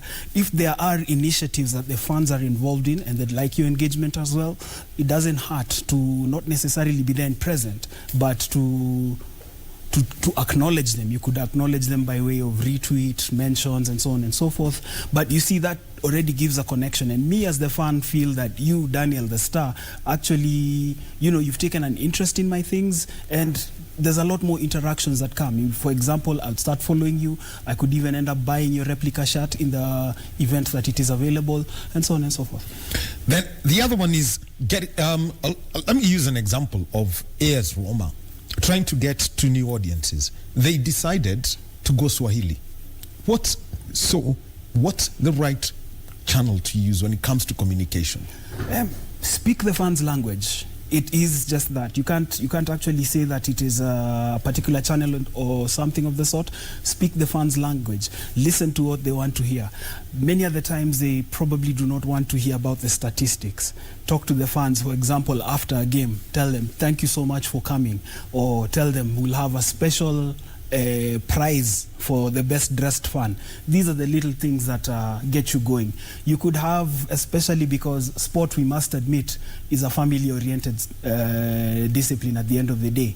You could, for example, even say we've got things for the little ones, jumping castles, or we've got not necessarily replica shirts, but this is from my experience having visited a few countries around the world. You go into family stuff. I remember visiting the Springbok Museum in Cape Town, and you could see branded diapers for the Springboks. So you see, already what you're doing is initiating a new fan into the ecosystem. And trust you me, in terms of loyalty, you probably have a diehard fan, unless Qatar come knocking for this guy's citizenship. But those are the little things to do. It now gets to a point where I would like to use the Tanzanian scenario, where Yanga had their fan day, their fans' fan day, and also Simba had their fans' fan day. When it comes to filling 60,000, okay, social distancing there is it's a distant is socially distant from itself. Yeah. So how then do you get to have that level of passion amongst a group of people such that they can congregate? It's a family environment. Go in there, have all the fun you want, and go home. Engage. Just keep talking. At the end of the day, people will buy into your idea. I remember a few years back, AFC Leopards, I'd give that example. Must have been circa 2011, 2012, when they had the likes of Alan Wanga and company in the team. The fan base around it was passionate, and they followed the team through and through. But for Gor as well, it was the same thing. But if you notice, there was a lot of engagements, and lots of these engagements didn't even revolve around performances on the pitch. It was just about, we're going to have something special for you today, why don't you show up? So once you make that fun feel very important, everything else will fall into place. Part of the problem is, having now dealt with the federation, is that we are always preaching to the choir. We're always preaching to the congregation. And yet there's people out there who need to get that message, which goes back to what you had rightfully said at the start, that the player is taken care of. You know, those are people you'll actually convince. Players, former players, people who are within the fraternity. But you need to put it beyond that. You have to make it a social event. And it is through talking the fans' language, through constantly reaching out to the fans, that you'll be able to achieve that. Now, let me get into, at the level of, say, like the national teams, or where you've got a festival, say, like the Safari Sevens. And the question is then, you talk about preaching to the choir, but here comes a scenario where you've got a partner who's sponsoring you, but makes more noise than you who owns the event. Then how do you get to put that balance? Well, putting the balance, we learned from the 2019 Safari Sevens, where there wasn't there was a title sponsor, yes, but by the time the title sponsor was coming on board, we as the Safari Sevens organizing committee had deliberately said that we are going to fill up the stadium, we're going to make people know about it, and the numbers were out there. Even by the time they came with their publicity machine, we had already created that FOMO, the fear of missing out. It was simply that. And I'll take you back to probably, must have been 2013, 2014, when we had another title sponsor for the Safari Sevens, who would speak more than the organization. I think at that time we were still new in terms of understanding the fact that we need to take ownership of the event and talk about it more, because back then it was the sponsor is coming, they're coming even with the funds for publicity, but you see they were pushing it in their direction. So the people they were able to bring were theirs. But like you said rightfully, that it is a festival that is bringing together all walks of life. So instead of it being a conflict, it is about us syncing with the partner to bring in people to the stadium, because at the end of the day, that is what you want, attendances. So in some particular way, you as the event organizer, you'll give the nitty-gritties about the event, for example, you know, the tackles and so on and so forth. The event sponsor, on the other hand, will probably talk about the fun side of things. And you see, once you fuse these things, you have something for everybody, and you have your people at the stadium. Another challenge that comes, and that would be there. I think we've seen it with, we've also seen it with the Kenyan Premier League and some is how then to push, for example, an institutional side. I'll use the curious case of Tusker FC and Bandari FC. They are both under different corporations, but then how would they engage themselves? Bandari can pick up a big fan base down at the coast. Tusker FC, meanwhile, they've got their rich history as in their days as Kenya Breweries. They've also won the league. How do you have these things now working out the right way? Noise.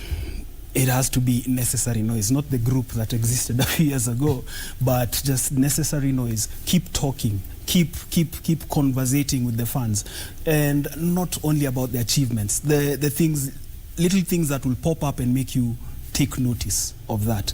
And what will happen is, I believe, you'll be able, first of all, there'll be curiosity. And from that curiosity, you should be able to build a following that now decides whether or not they're going to back you. That's the case. Unfortunately, what I see with our institutional clubs, I think even let's also band our community clubs as well, is that the business of football ends after the referee has blown the final whistle. So the little things like statistics, club history, club colors, and so on and so forth, merchandising doesn't necessarily have to be just the replica shirts. There's a whole array of things that you can put out there to keep that now is what I was telling you, is the necessary noise to keep people engaged. For example, if I'm a family man, you know, I'd get different kind of things for my family. If I'm a tea drinking Kenyan, why not have, okay, in the case of Tusker it's a bit interesting, but still, why don't you have a container that is able to carry that beverage, you know? The affinity, the affection starts from there. And what about balancing between a corporate culture? Look at Bandari, it's owned by a parastatal, but they can tell, they have a story to tell. So then how do you blend with the general public, and at the same time avoiding the without creating a conflict within the institutional management structure? Blending with the general public involves you making them feel like they have a sense of ownership. For example, Bandari is now the premier team in the coastal region. In the past, we've had teams like Faisal, Lake Warriors, Congo United in days gone by, but they fell by the wayside. So Bandari can actually capitalize on that and say, you know, we brought football back home. I mean, Mombasa is a home of football, and just stir up the romantic feelings that coastal football used to bring up and ride on that going forward. And as a nation, now, once the fans are engaged, the thing is, you've hooked them, but now, how do you make sure that that nail is permanently there and what you have now is somebody who's stuck on you? It is a continuous process. You have to continue creating that need. You have to make them want more. So that means your teams have to be rich in terms of information, in terms of research and history, constantly putting out information. It is a Kenyan culture to rest on our laurels once we have, for example, attained a certain amount of publicity, a certain amount of people in the stadium. You have to constantly keep engaging. For example, during the time when there has been no sport totally, I feel that many a club missed out on an opportunity to engage with their audiences in various kind of things. For example, history, again, merchandising. But again, it comes down to what we spoke about in a previous show, record keeping being non-existent, because this is the kind of content that would keep the fans engaged. You know, just them getting to know more about the teams, getting to know about the coaching staff, about the backroom staff and everything. Those are the constant conversations we need to have. That is what is going to keep the fans hooked, and that is also what is going to keep the clubs, the organizations top of mind every time sport comes to play. Now, you've mentioned about history and how it really makes use for a fan. From your experiences, you know, around events and everything, you could give a story that has brought out a connection with people when history has been brought out and put into context. Yeah, there have been many. For example, when Portugal came to play in Kenya in 2015, that was the first time a European side was playing test rugby in Kenya since, I believe, 1964. And, you know, at that time it was the East Africa Tuskers. Yes, it was the East Africa Tuskers. So 51 years later comes Portugal.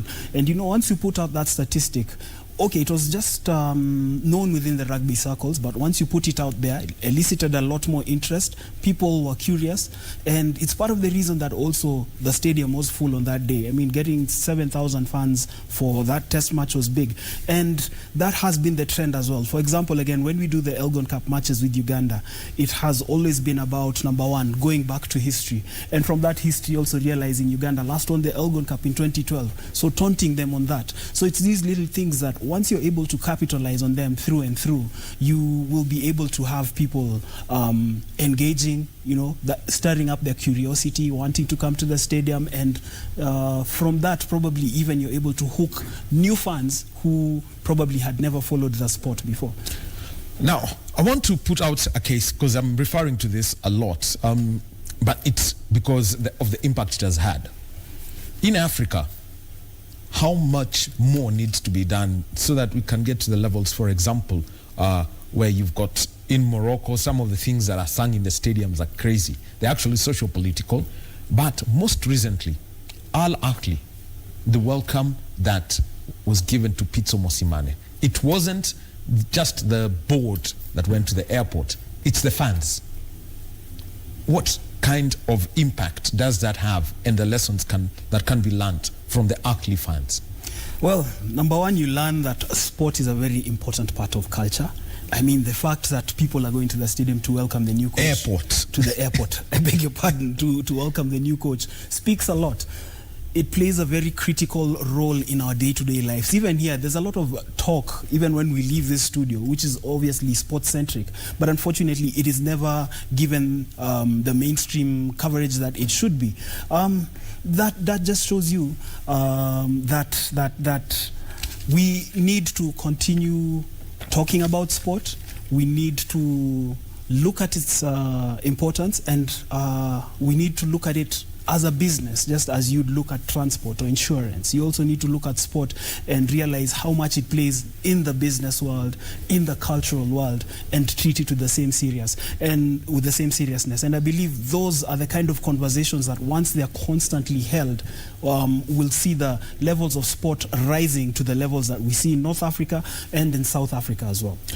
Michael Kwambo, he's a communications consultant. Thank you very much, keeping us, informed on how to engage the fan. It's basically get them hooked, get them hooked, get them hooked.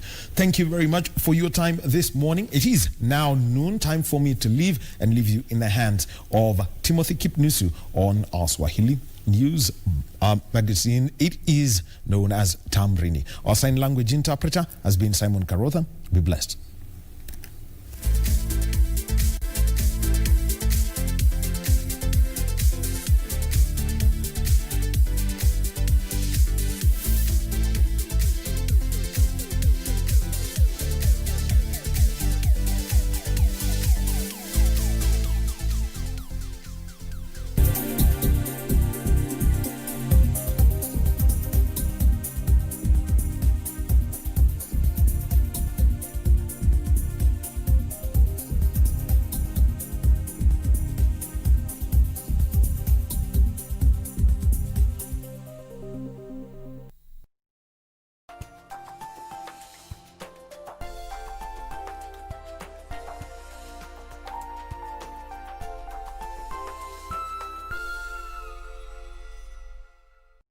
Tonight on KBC Channel 1. Do you know that this time next week, your sister will be out of this house and into mine? Who knows what tomorrow will bring? Wewe mbando ni youth man. Mbona unaongea ni kama uko 60 uko na miaka yako yote mbele yako? Hebu nyamaza. But I doubt that Juana would feel the same. So what would happen if she found out that you're just playing with her? What do you think she'd say if she saw this? No. In love with Ramon. There was something in the air that night. The stars were bright, but then no one's ever touched me quite the way you touched me. So please understand my situation.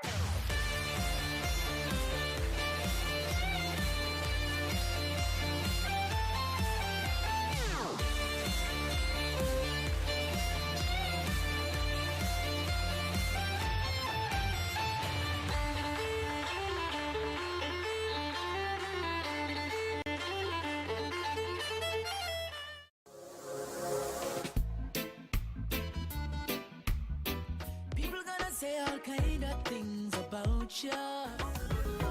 We them all. When your booty got show me now. Baby, one time. Bossy baby, give me two times. Full 180. Crazy.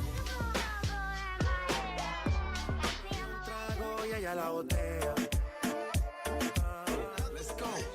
Ha. I needed some with some bop in it. Mamacita, where you at? I've been trying to reach you.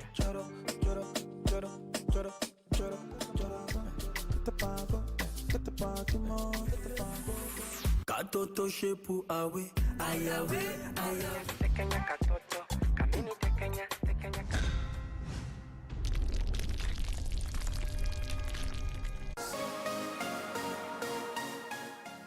yote ndawai do iko tu sawa kwa macho yako. Unataka kwako? Ati nini? Why are you people shouting? Are you okay? Mwanamke wewe ninakuona sana. Ni wanaume hapa Mombasa wameisha. Ni nini mbaya? Nowadays we have so many unfaithful people. What? Need to talk about her every time we are together. I'd be very careful the way you address me. Zako zinakuangaje? Huwezi kaa dakika mbili hata bila kuteta. You will all sign new contracts. And I am supposed to be briefed. What? Taki ujinga. Oof.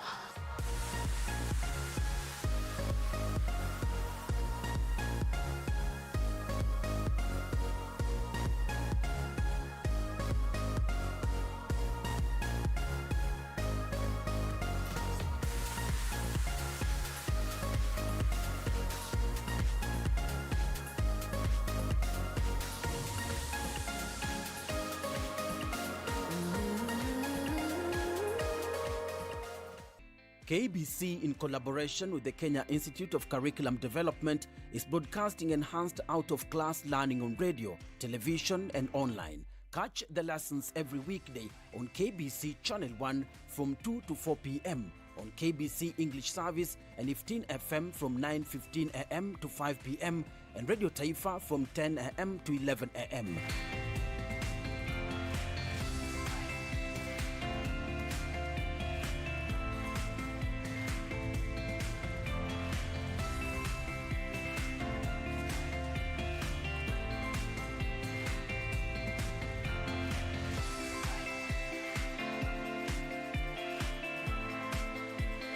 KBC English Service, Radio Taifa and 15 FM are also available countrywide on the free-to-air Signet digital TV platform, or log on to www.kbc.co.ke for live streaming, or download the KBC Online app on Google Play Store. Kenya Broadcasting Corporation,